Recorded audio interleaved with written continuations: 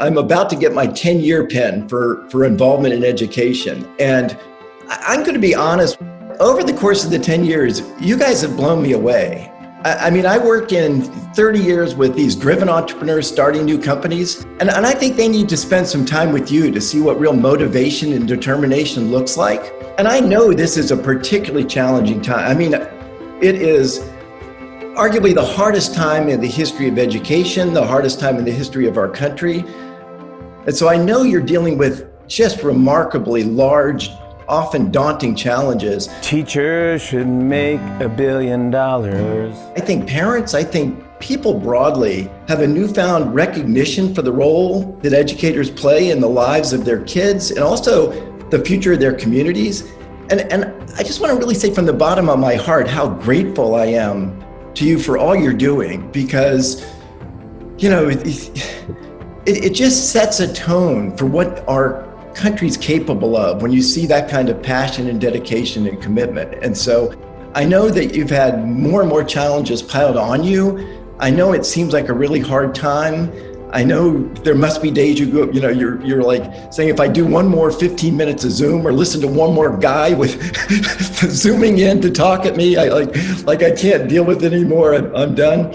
But really, you should take a minute just to sort of reflect on just how important the contributions you're making are and how invaluable you are to us broadly. And I do get emotional about this. I have learned a lot as I've traveled, and you give me the energy to keep doing what I'm doing, because I feel like if you're fighting this hard, the rest of us need to do our share. But, you know, my heart goes out to you, and my gratitude goes to you in every way, shape, or form. I want to talk a little bit about some of the things that I think I've picked up from you over the period of time I've been immersing myself in this world of education.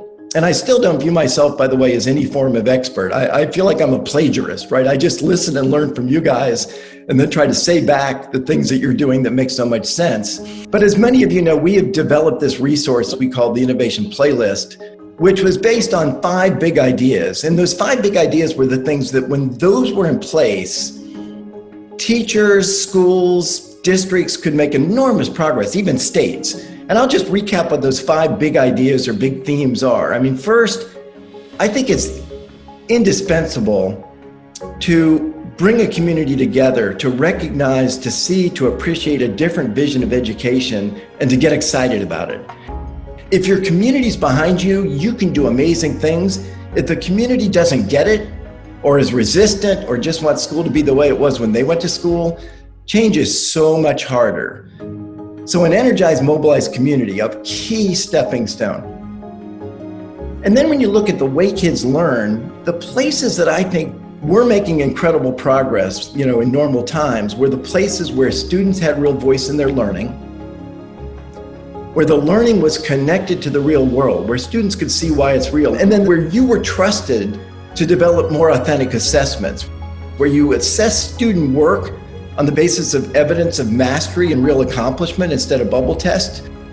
And then the final big idea was to make sure every kid felt like they were part of a caring and connected community. And that social and emotional piece, which I think we've always thought was important, and there's no doubt today how vitally important that is. What has been so interesting, right, is as I check back with the places we filmed and the places I've written about, the people I've interviewed and talked about and brought to life, is I've asked them, how did the spring go? How has this fall gone?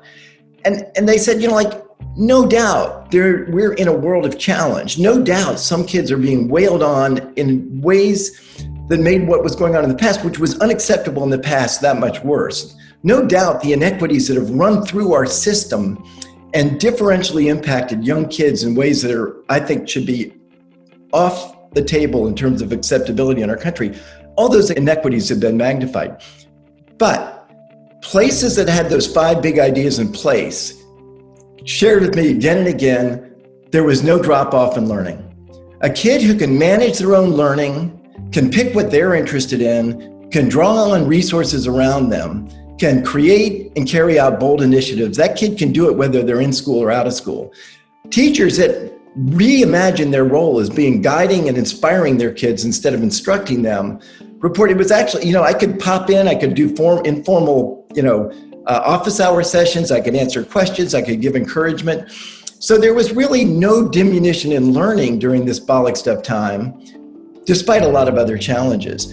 And so we've been hard at work, and we've created 5 entirely new videos, one for each of those big ideas that get people in the field doing things successfully and sharing with you what worked, why it's important, and how schools that aren't there can make rapid progress. And it's all tied to our innovation playlist, which will have lots of new building block steps involved with it. I'm going to go out on a limb with this and say I think it will be the best professional development resource you've ever seen in your career. And the reason I say that is because it's you. It's what you're doing that's working, and we just work our tails off to try to find that, capture it, and produce things to a high standard. The thing I really want to focus on is, the phrase, we've all heard it, never let a crisis go to waste. And is there urgency at this point in time? There is urgency. We're all exposed to the national narrative, right? That the spring was a lost spring, that the 2020-2021 school year looks like it's going to be a lost school year. This one I love. If we don't get our kids quickly back to normal school, a whole generation is at risk. And to that I say, normal school is not the solution. Normal school is the problem. Normal school is what was putting an entire generation of kids at risk.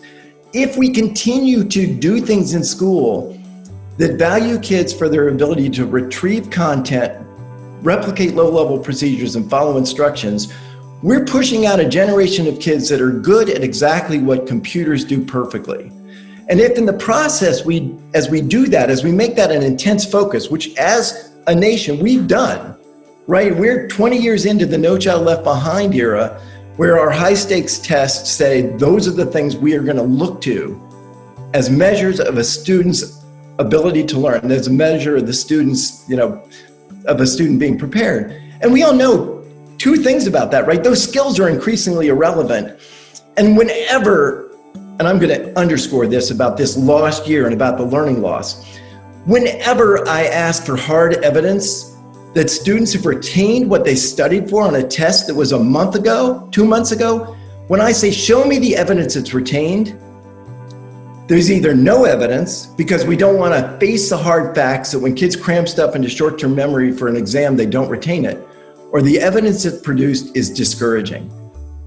I would say it's not that this is a lost year. I would say that we've had lots of lost years. And it's not your fault, and I know that. It's the fault of flawed policies and priorities in education. And this is what's so exciting about this period of time. And I really want to rally you on this because, as I said, you guys fight to the ends of the earth for your kids. This is our moment. The door is wide open for change. Nobody can make heads or tails of these state mandated exams. They weren't given last spring, despite national leaders saying schools must reopen now. We know this is going to be a Bollock Step year in terms of anything related to that. So those tests aren't going to mean anything. Nobody's looking over your shoulder to see where you are in standardized curriculum. One encouraging thing, colleges are dropping the ACT and SCT, like there's no tomorrow. Those tests are on their way out. And all of those built-in patterns of behavior and expectations that school should be the way it's always been, they're off the table.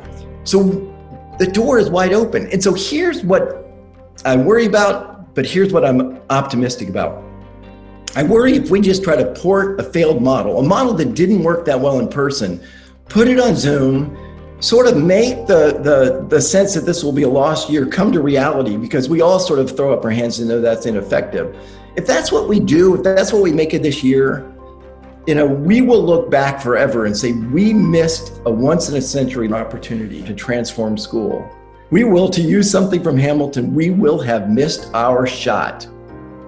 Nobody is holding you back. And you can do what you entered the profession to do. You can say, my goal this year is to engage and inspire my kids, to help them develop their distinctive set of talents and gifts, to prepare them for life and a future none of us can predict. And we're going to rally our community around that vision And we're going to use the process of transitioning, transforming old, out-of-date learning experiences into something new and vibrant and relevant. And we're going to learn so much just in that process of transformation. And these kids who can't wait to take on their next learning challenge will absorb what they're learning. They'll have that sense of joy about learning that's been largely pushed out of them year in and year out. And so if we do that, and as I say, my role is to be kind of a cheerleader. I'm the guy in the bleacher seats applauding what you do.